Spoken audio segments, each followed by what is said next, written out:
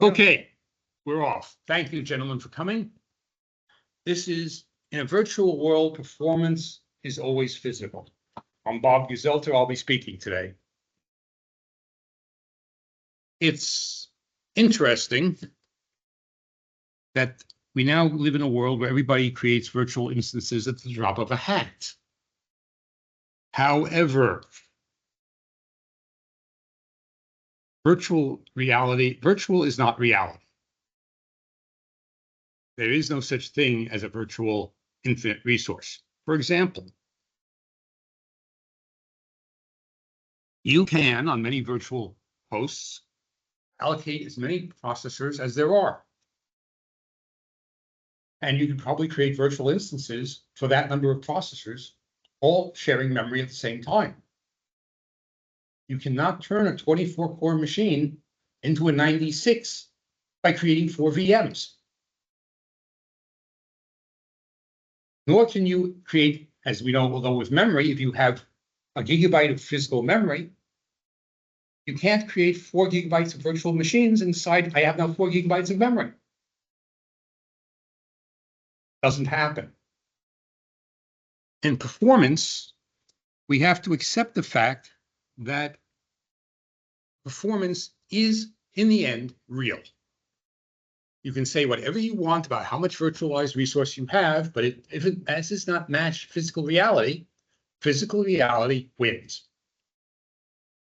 You can't say the bullets are not real, they cannot kill me, and walk in front of a machine gun. Physics rules. There wasn't Star Trek. Yes. There was also a thing in the Boxer Rebellion in China on the turn of the 20th century. Doesn't work. You can't wish it away. It's not a figment of your imagination. Virtualization has benefits, but you can't let the illusion take over reality. There are a lot of falsehoods floating around.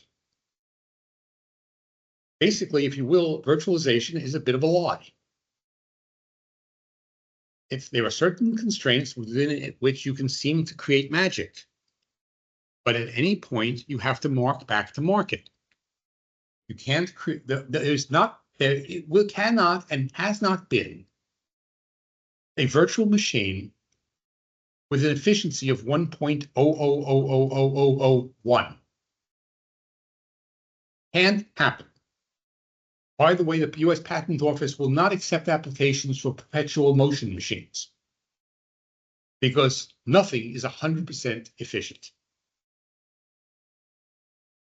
And the proof text there, for those who have taken calculus, if it were 100% efficient, it gives you infinite capacity because you just keep iterating. You run a virtual machine on a virtual machine under a virtual machine, and you get whatever performance level you want by just stacking them. Does that make any sense? No. And therein lies the gotcha.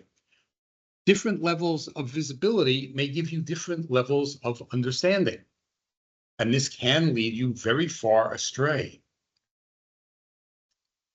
Mirages, what you see? Maybe, maybe not. Lots of lying has been going on. It's been going on for a long time. When I was an undergraduate, working on PDP-11s with RSX-11 and 3.0, yes, 3.0, before the queue manager, before spawn, we barely had loadable drivers. 2.0 had loadable drivers. That was a big benefit. We had a cheaper than deck disk based on a 3330 class spindle, OEM from, I forget what was made of OEM. The same people who made the RMO5, which was a CDC spindle with a third-party controller that faked being an RPO3. Only one small detail. The RPO3 was a lot slower. The RPO3 didn't have an error for bus overrun. So, being smart emulator people, they emulated an RPO3. They did not present a bus overrun condition because the handbook did not have a status bit that said bus overrun. So when they ran, they had a timing problem on the bus, they just skipped that word and continued. Yeah, you understand, the implications of that are manifest. We finally tracked it down. So we've hit that bug on the RPO emulation. Monolithic memories add-in boards, which had a similar bug doing refresh, which is necessary in MOS technologies. The RL11 disk controller would clobber disks if it got a bus grant late for want of a single TTL gate. And not to be outdone, the TM11 tape controller had a similar problem. Our deck field service guy loved us that month. We're hitting problems like pinball machines. Reality is reality. Example. This is not a typical unreasonable VMS system. Everybody recognize that kind of output? It's an Alpha Station 400, Alpha Server 400, sorry, or 166. It has 4 disks mounted, SCSI. Everything looks normal, right?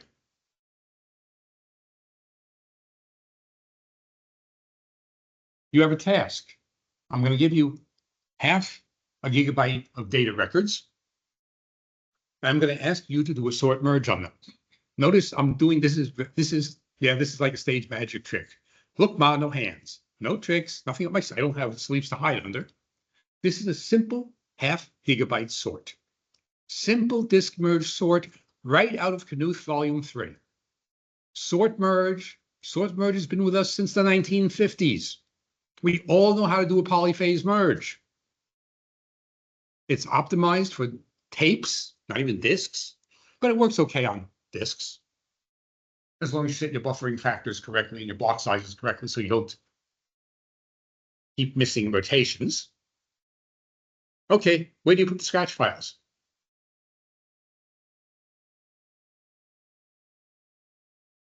You obviously use, if your system disk is 0 and your data disk is 1, you use 2 and 3 as scratches, and you get about as good as you're going to get. You split into 2, then cross over and go. Diagrams in Knuth, I refer you to it. It's very elegant, very nice, typical graduate school first term or second term algorithms course problem. Everybody with me so far?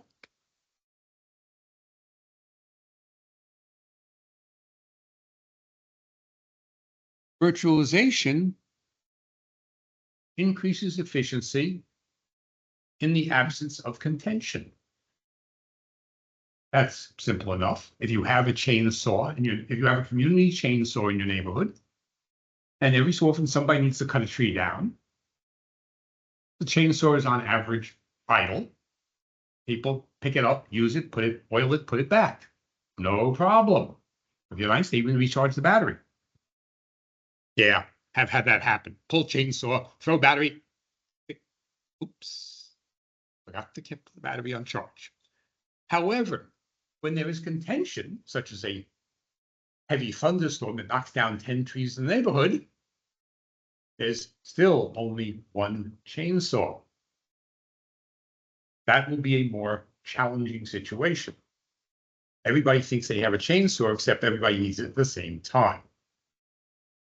This is where ride sharing breaks down. When you need it now.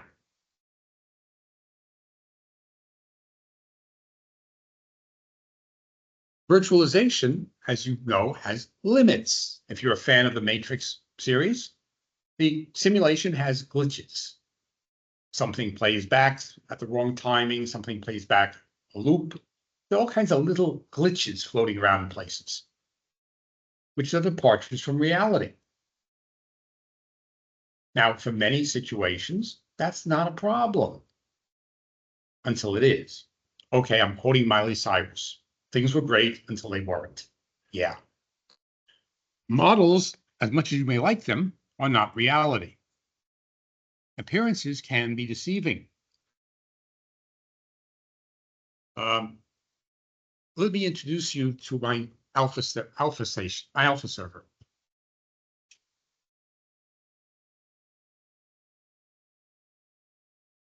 virtual alpha. Literally, that's where I got the output from. Virtual alpha, four logical disk files. Oops, not reality.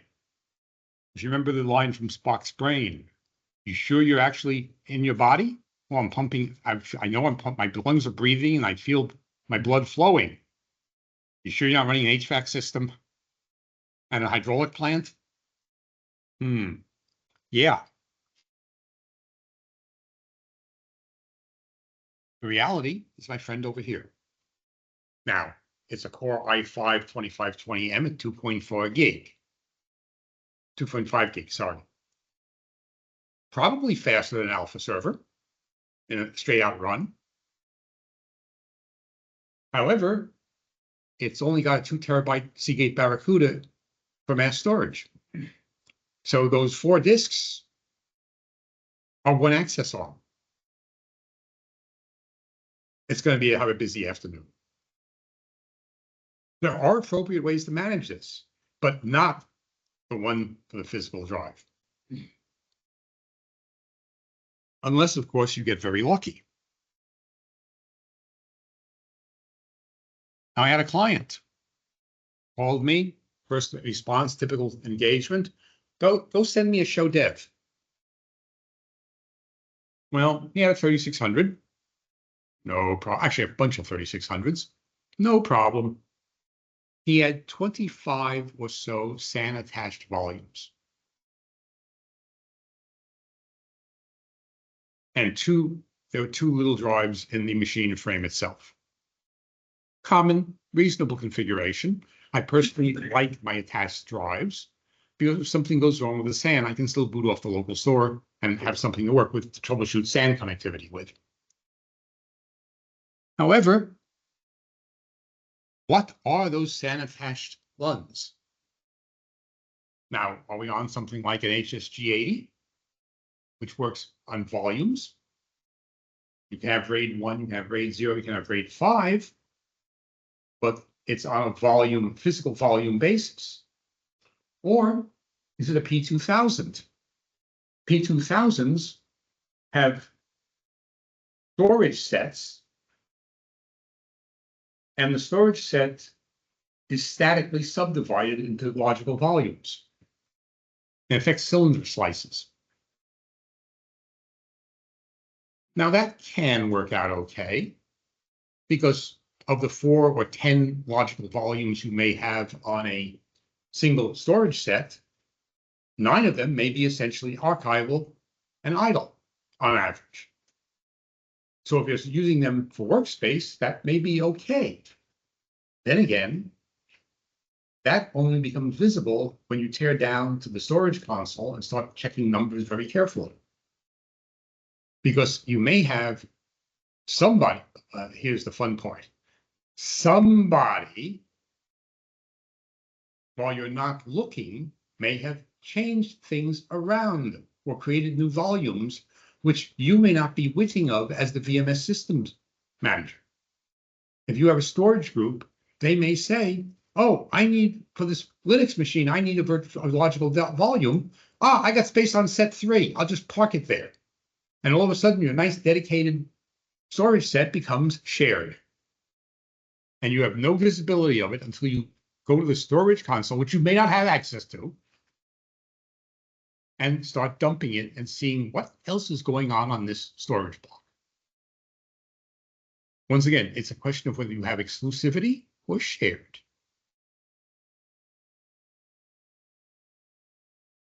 What about the MSA 2052? And this one gets interesting. The 2052 is basically a multi-level paging store. You have pool A, you have pool B. You have a cache. You can assign a volume to either pool A or pool B. And you can assign the cache either to one or the other or both. Now, I'm sorry. It's worse than that, by the way. It's not that simple.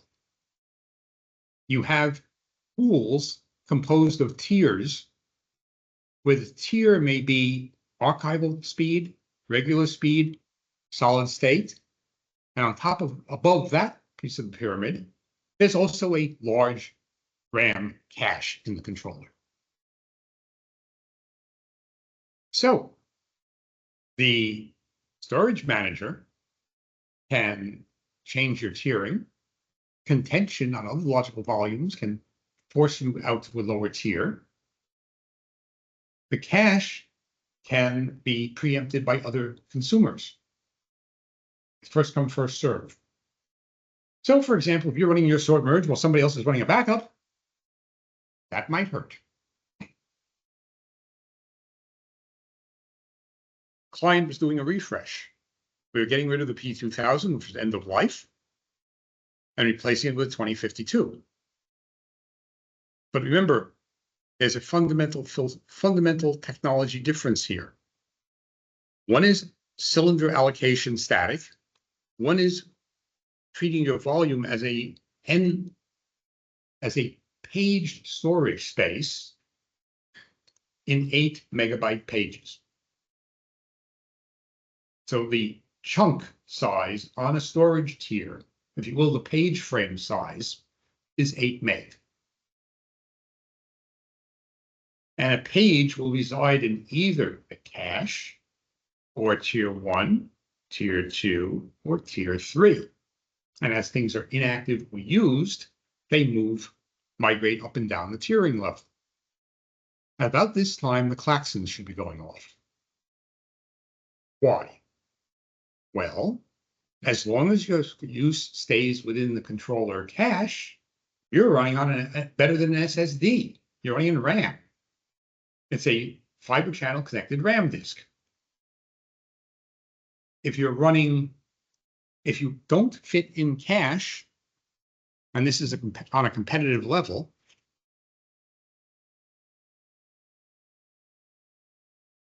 you will spill to the next tier. This is a nonlinear, no advance warning performance drop. At whatever up to n megabytes, you get your gold. Suddenly you drop to silver. And Or worse. Or worse. Yes, you get a very nonlinear curve. It's not even calling it a curve is almost an abomination. You get a probabilistic curve because remember, there is cross traffic from other consumers, from other customers. So you can be chugging along at warp 8 and suddenly slam to warp 3. Just wham, vertical cliff. No deceleration, no warning, just no heralds, just wham.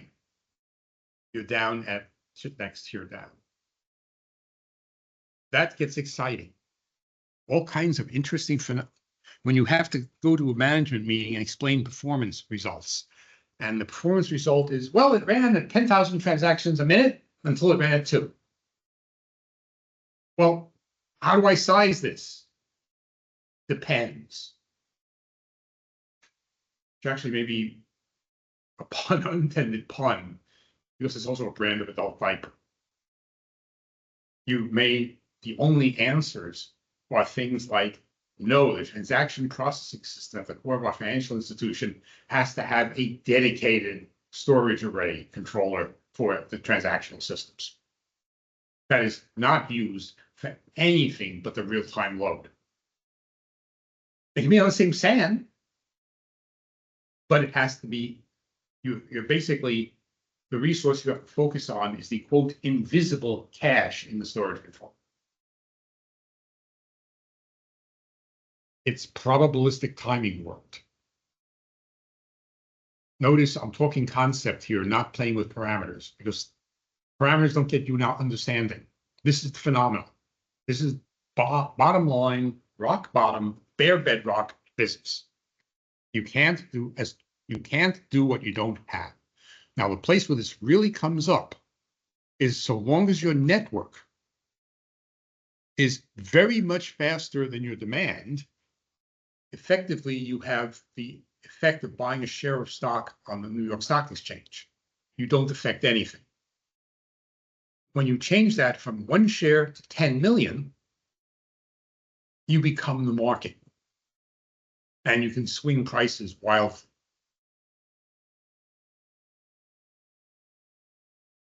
This is interesting. Academically, this is interesting. So what you do is, it isn't a computer problem. It's a markets problem.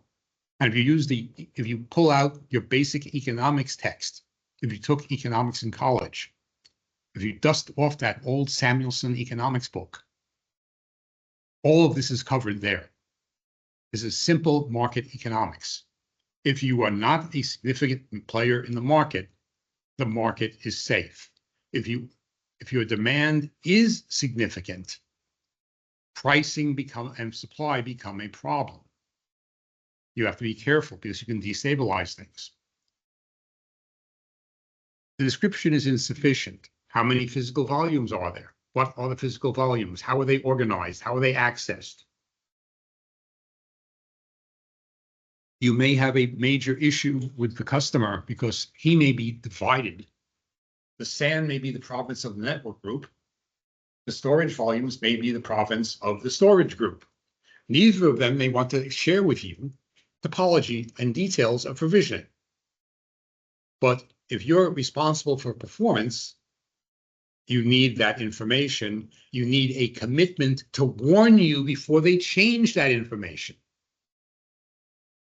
Because you don't want to suddenly have stock market closings fail. Or have somebody call the Fed and say, we're not closing on time today. Because that will trigger a call all the way up the food chain. That's a serious problem. And you don't want to be the piece owning the responsibility for it. By the way, that kind of force will generally work with the groups that are recalcitrant. You basically hand them the sheet and say, oh, you sign this. What's that? That's full responsibility if we don't close. What? Yes, you're signing it. You have the right to do what you want. And if we don't close, you accept responsibility. They'll walk away. They'll roll over and play dead. Nobody wants to own that call. Because that is a call from the chairman's office all the way down the food chain. What the heck you guys do? In this case, it wasn't too bad. There were 4 sets of RAID 1 volumes, and they were reasonably laid out. The problem became when I had to move it onto the MSA, which has a whole different mode of operation. And indeed, when I did I used shadowed over the volumes, things got exciting at times because you can't rely on the contention, and the cache means you get to a certain point and suddenly wham. It's like slamming the brakes, like slamming downshifting suddenly. We're putting on speed brakes on an airplane. You go from this fast to this fast in 10 feet. Virtualization does not create resources. It can allocate them more efficiently until you get to a point of contention. Now, contention can be 2 things: raw volume demand or reaction latency.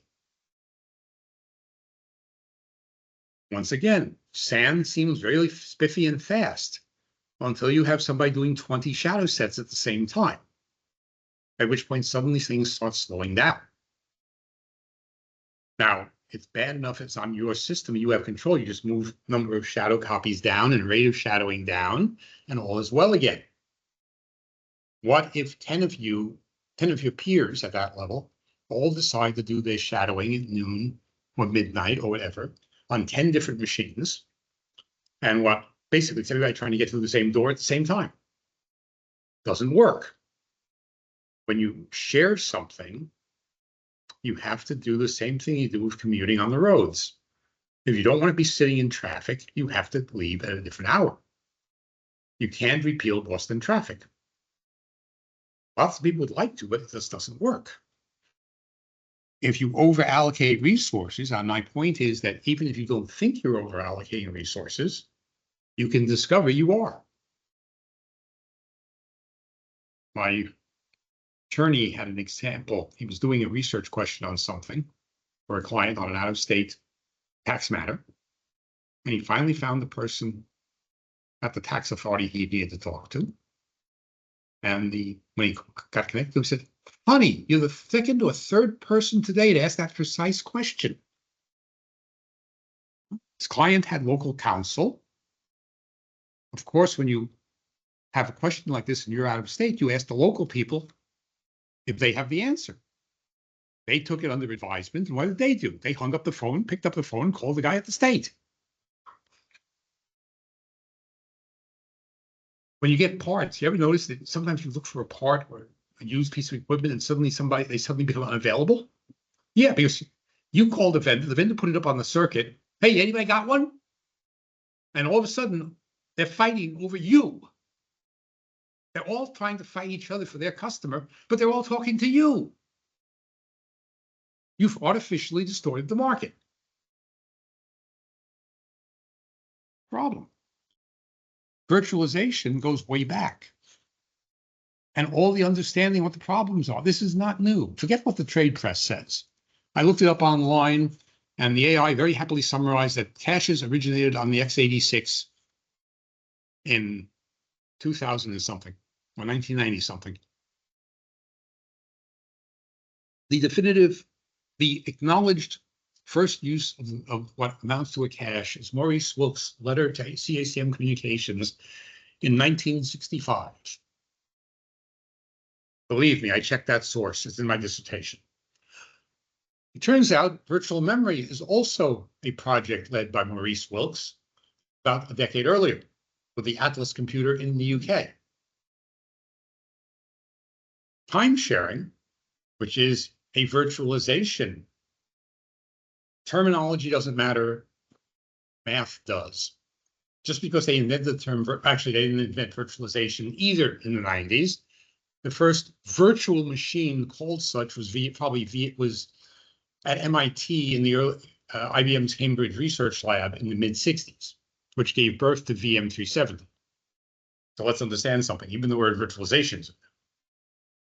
But all three of these techniques were known over 70 years ago. And the problem case, when you over-allocate, was known immediately upon that. They are in the description. Everybody knew that if your working set is exceeded by the virtual memory, you thrash. That's bad. Everybody knew the same thing happens with caches. You can go back to original cache papers for direct map caches, and they will tell you, be careful not to hit the harmonic, because things will suddenly catastrophically slow down by an order or two of magnitude. This is not rocket science.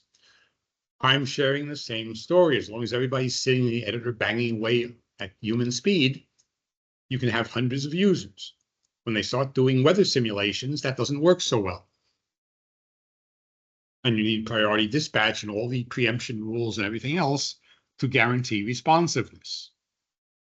Anybody who tells you this is a new problem needs to take out their reading glasses and go back and read, and not just Google something and listen to ChatGPT. It's simple math. If a cache hits 90% of your references and picks up an order of magnitude of speed, your weighted average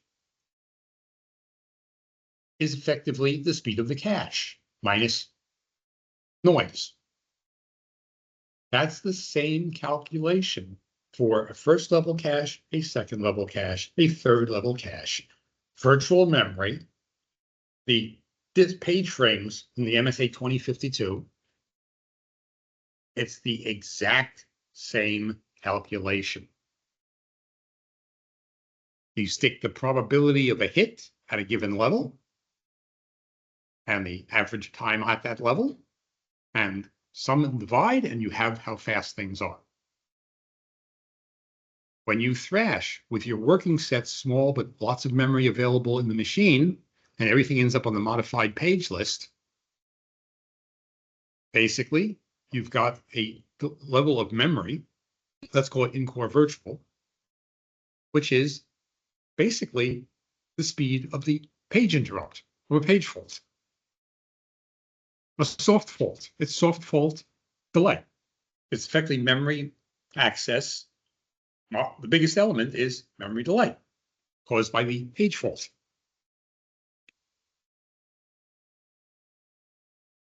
Now, this is not, like I mentioned earlier, you want an analysis of this formally?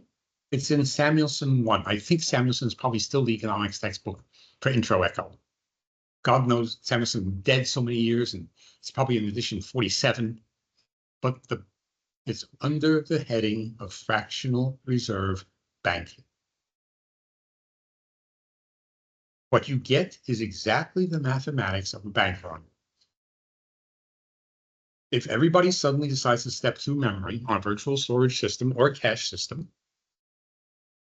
you run at the speed of the slowest memory being referenced. That's just the pure math I showed you. It's the same thing with banking. Banks take in money. They loan out a fraction of it. They loan out more than they have on the theory that not everybody's going to pay their bill the same day. On occasions when people do pay on the same day, tax deadlines, the Treasury maintains accounts at every bank. And all that happens is the money from your account moves to the government's account and stays within the bank. If you don't do that, on tax deadline day, there'll be this tsunami of money having to move through the system. And banks' reserve ratios will get screwed up. And they'll have to, it's bad. Well, this happens every month during payroll days. When you make a pay deposit, it just swaps the ledger entries. It doesn't actually just grab the money and move it. Because if it did, you'd have these giant waves. You know how you put capacitors on a circuit board so that you don't get distortions in the power plane? Same problem. You have to keep level, or else.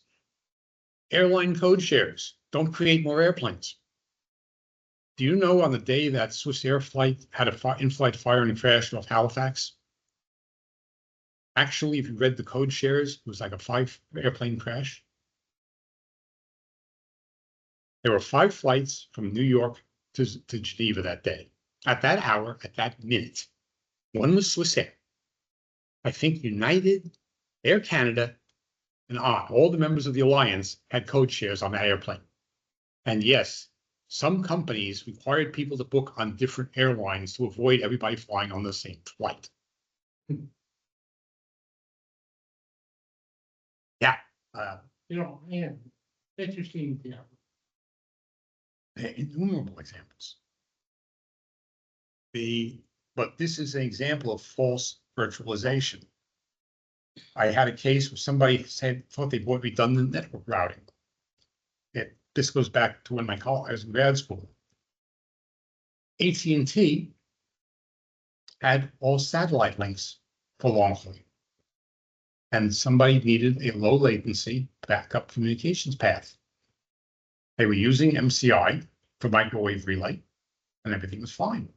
But they needed a second path. So they went to AT&T. Can you give us service? But it has to be this latency. It has to be this latency, and they couldn't meet it. So they went to Western Electric and said, "Can you do this?"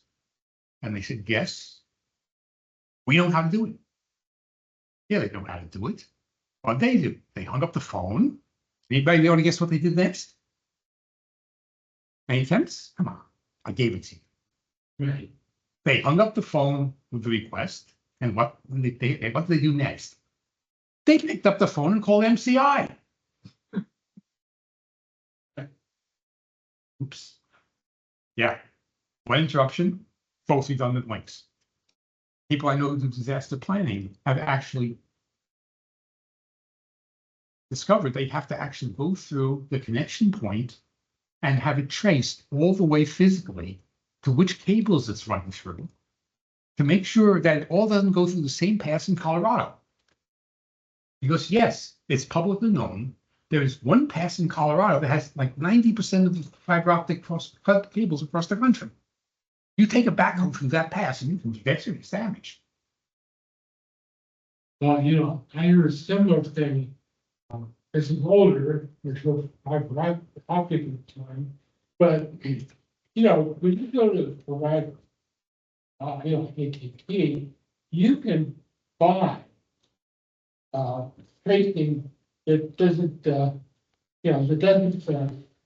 it's completed time, fault tolerant over 1 month. But I know customers that have had, okay, I've got this one AT&T, I've got this thing from somebody else, and I've got complete redundancy. Except they all need is railroad crossing, and the wires just right come within inches of each other and spray back out. It's like Whenever you do supply chain, this is basically, once again, not computer limited. This is supply chain analysis. You discover there were 2 plants making silicon ingots in the world for the semiconductor industry. You count 2. And they have at times been both out of commission at the same time. But if you ask everybody, they're sure they have redundancy. You have to actually trace all the way down and make sure that you actually have really multiple sources.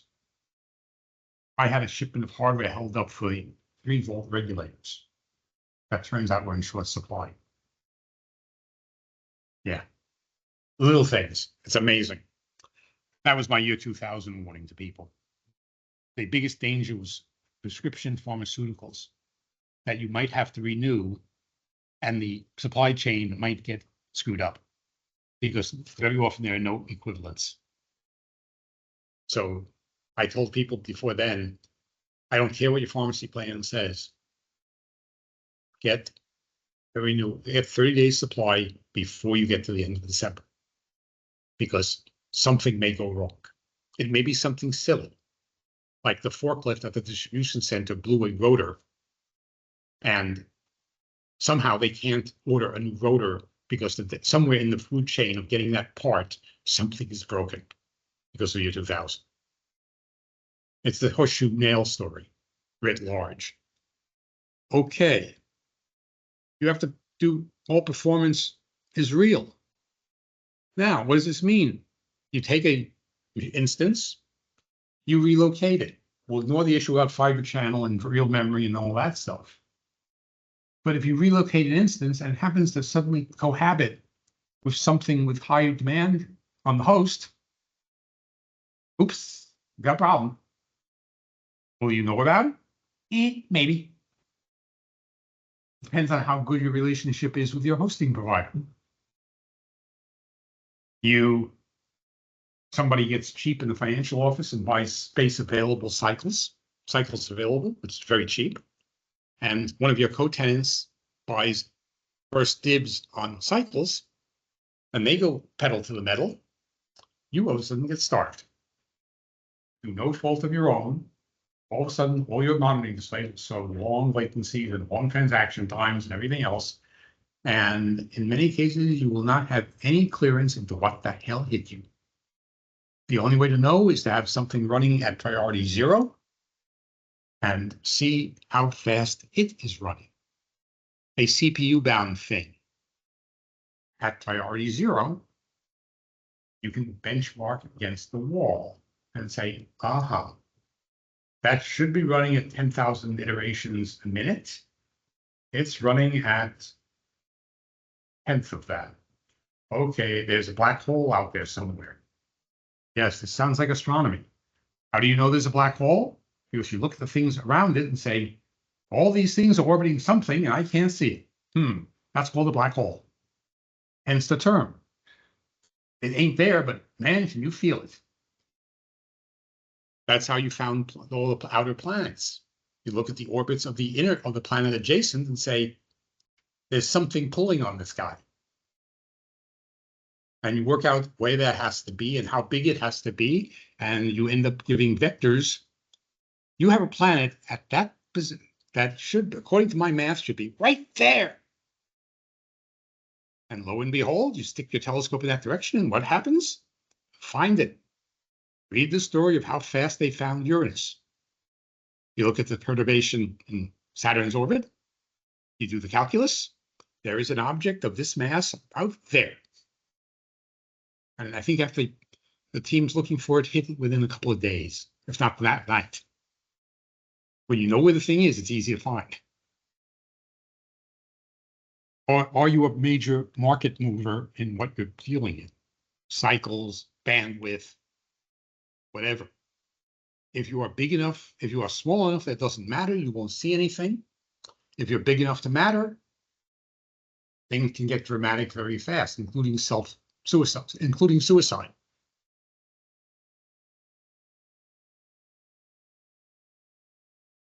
Performance, anybody who tells you they have virtual performance is either a fool or a knave. They either don't understand or they're lying to you. Because it is only real. You can't tell a user, yes, you waited 4 hours to get a response on your terminal, but it was virtually 1 second. Yeah.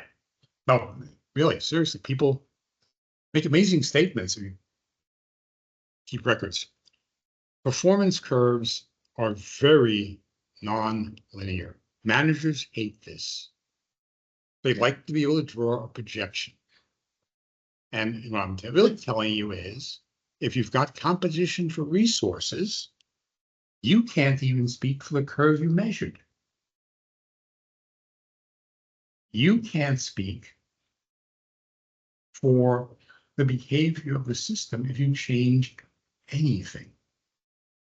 You can't speak for performance if you do the same thing. You've got caches floating around in various places. You have demand dropouts in various places. You've got contention for scarce resources. You don't know. You can run a backup and say it'll take an hour. And the next day it may take 5 hours.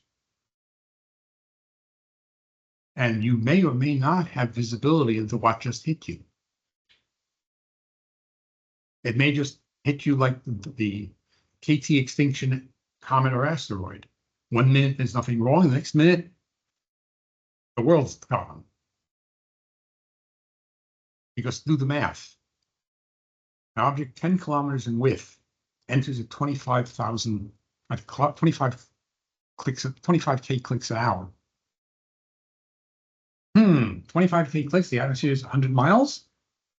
What's that work out to in seconds from first contact to impact? Split second. Bang, you're dead. Same thing here. Be very careful quoting service commitments on virtualized resources, because you may not have control over them. You may not even have visibility into what happened.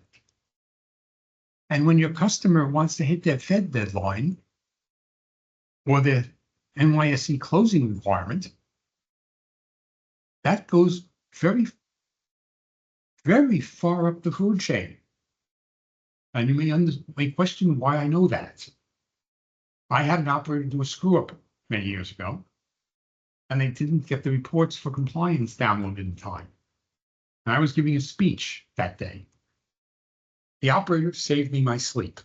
When he hit the problem at 3 in the morning, he did not page me. He waited to call me, and we didn't have cell phones in those days. He waited to call me until he had the senior VP of compliance standing over him, screaming. And then I found out the idiot had not done the right command procedure.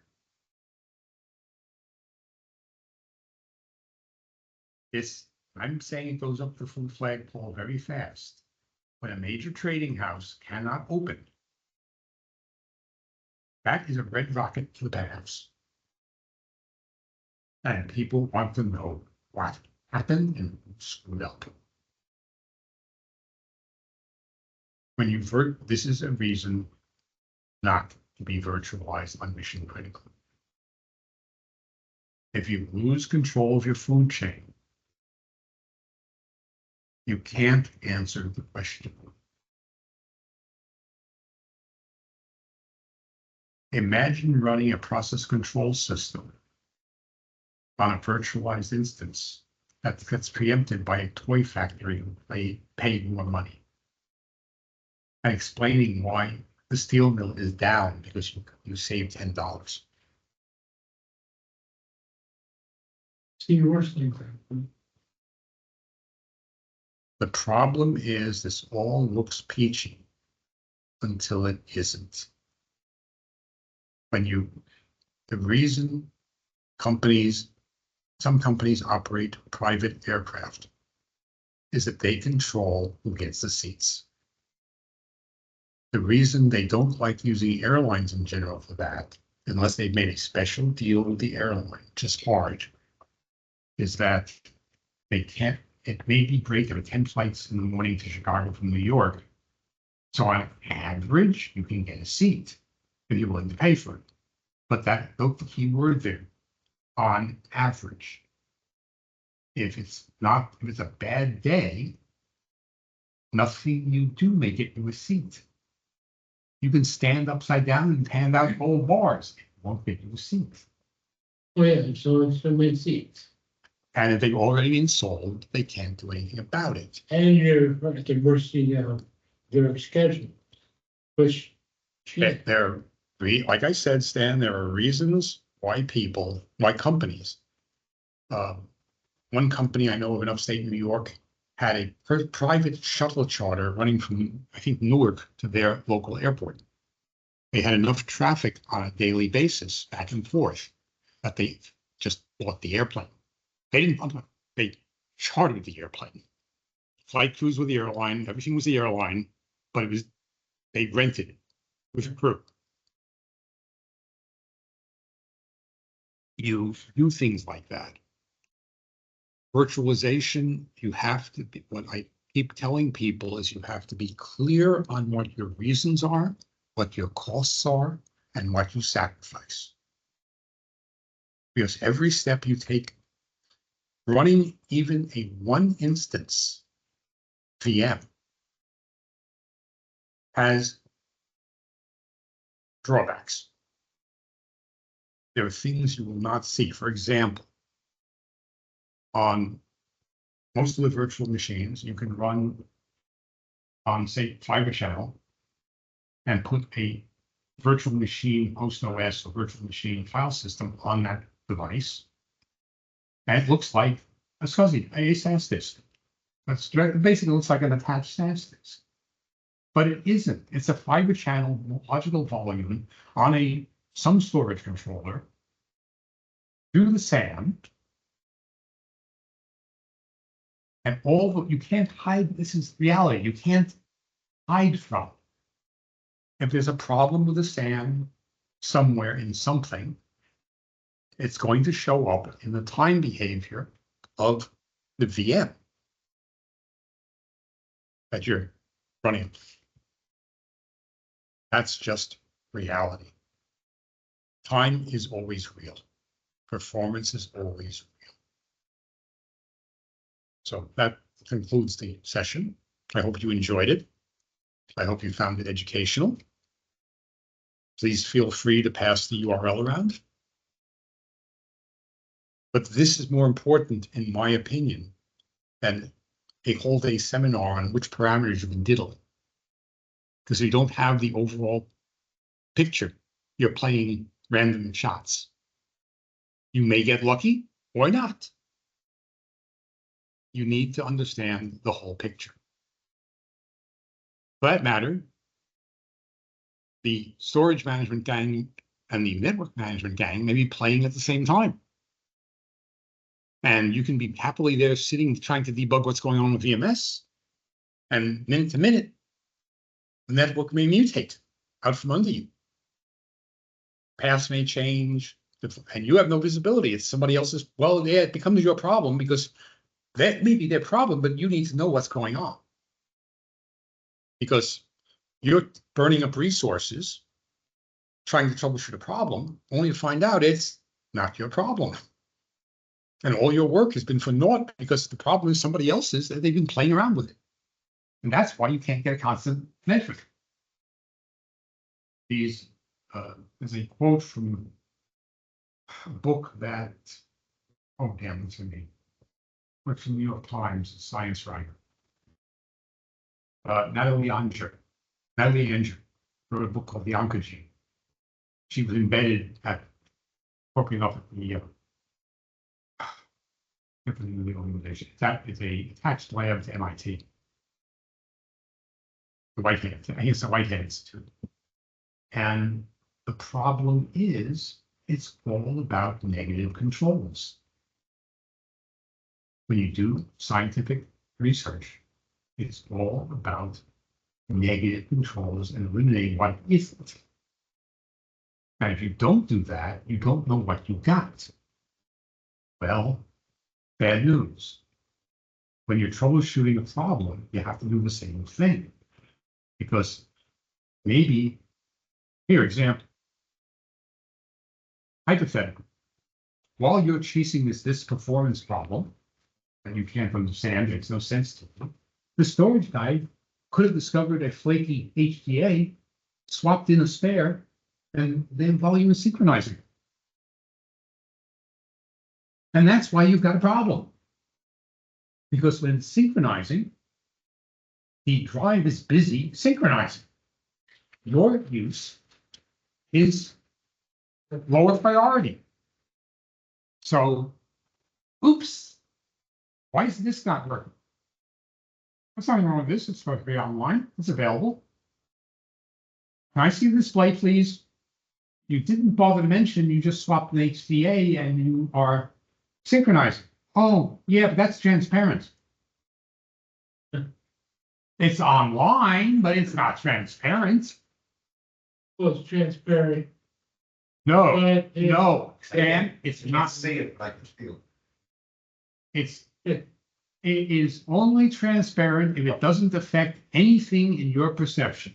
If it knocks the speed down to 10%, believe me, that's not transparent. Well, but transparent, that guy says transparent. He means you have to change your application. It may not run, but it Doesn't.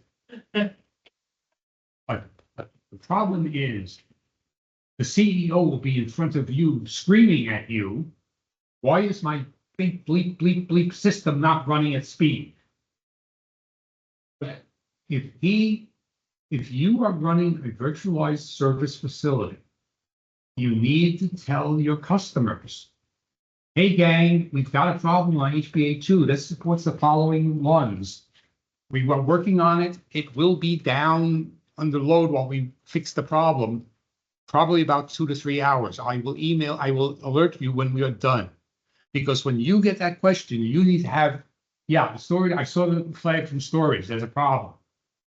You can't, no, transparent is not transparent if it changes the performance curve. right. Period. I can't emphasize that enough because I've had people do that to me. Oh, we have no problem on stockpile. Then where's the spare part? Oh, FedEx is down today. Then it's not here. You can't, no, this is the why.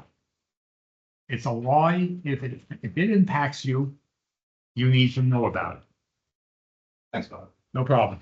You know, I had a, In medicine, doctors and physicians in hospitals go crazy. Somebody from some service, somebody from one of the services does something on a patient, and it has an impact on what somebody else is doing.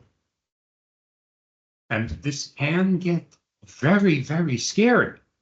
You can have somebody end up coding because of that. There are data. This is the.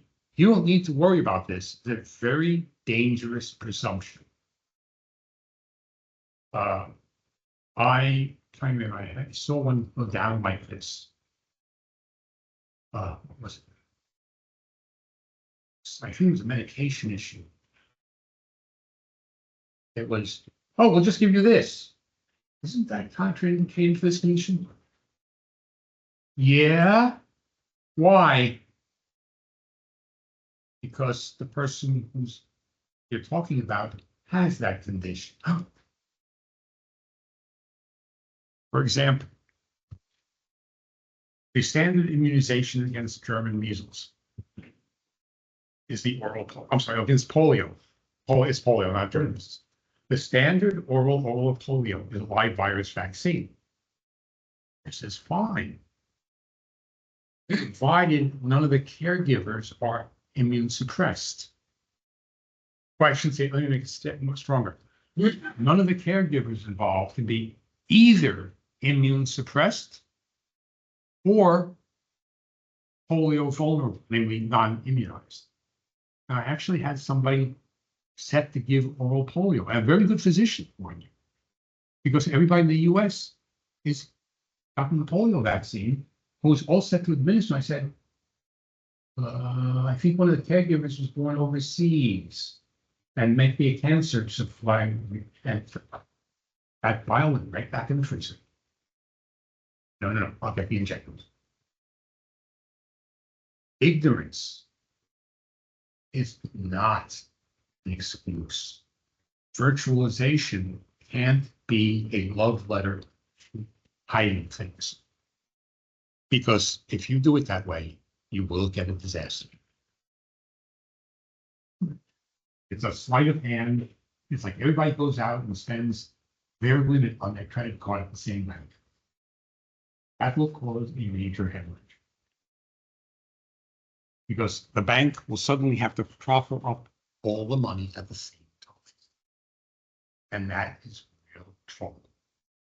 Well, yeah, but you want to bring the Fed for that, and that gives them money. No, the Fed may give you the money, but they also may announce that you're now being seized. You've got to be very careful with these things. Virtualization is not a free pass. When you use it. Say again? You should know when you use it. You, It might be benefit for you, you for testing or whatever, but for real-time stuff, it's. you have to understand exactly. It's the old story. There's one, I think it's from Dead of Honor, Clancy's Dead of Honor. The comment is we're going to have to trade on our own, not using the Nintendo boxes. You can't let your machine do your thinking for you, because once you get out of its experience space, it's all bets are off. There are limits, and when you virtualize, frequently people are skipping on the analysis. Oh, no problem. I just virtualize it. That's Well, you know, when I installed shared master management system, I emphasize that they have to dedicate those floors. If they're running like, you know, actual B or some, so like that, they don't want to make those cores exclusive. well, then you're gonna But they can't. then you may experience a surprise. Well, especially when you're running a system that's, you know, got two vector out there. One vector, all of a sudden, you would get, you know, spin rate, fall. If you want to guarantee, you have to guarantee. Right. There's no subsidy. Well, let's just kind of discuss the whole purpose of the game. Either before they I'm not.